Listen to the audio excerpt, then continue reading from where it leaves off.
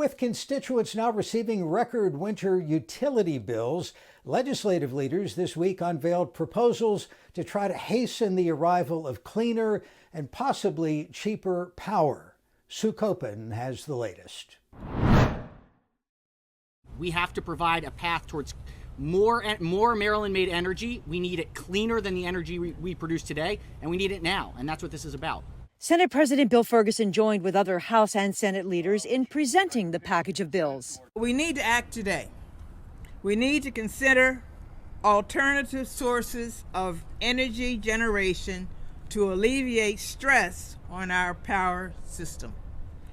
We need to secure our energy grid as we transition to clean, renewable energy in the future and become more energy independent. There are 3 bills in the package.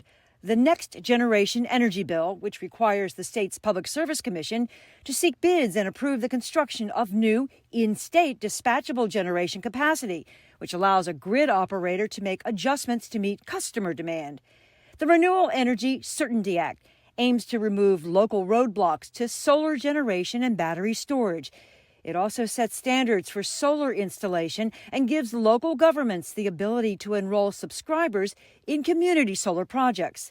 And the Resource Adequacy and Planning Act, which would create an independent office in the Public Service Commission to provide technical expertise and advice on energy policy. It's important to note that this office will not just simply be another layer of government. It will be the glue that holds the pieces together.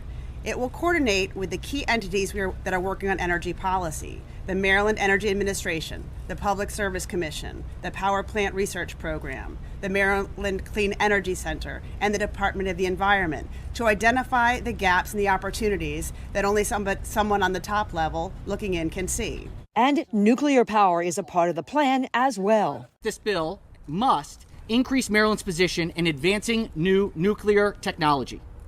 We're establishing a new procurement process for new nuclear energy investments in our state. We're working with surrounding states to reduce the financial and construction risks involved.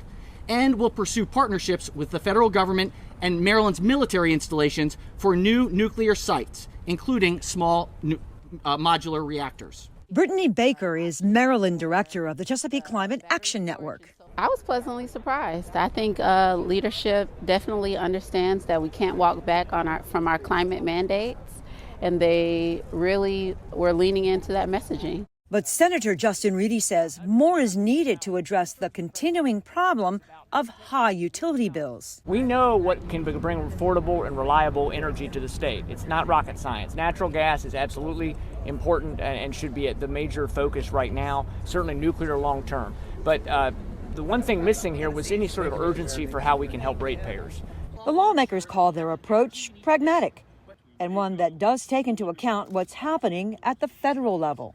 It is this work that will protect Maryland energy consumers, that will drive down energy costs, and that will ensure that our families keep the lights on.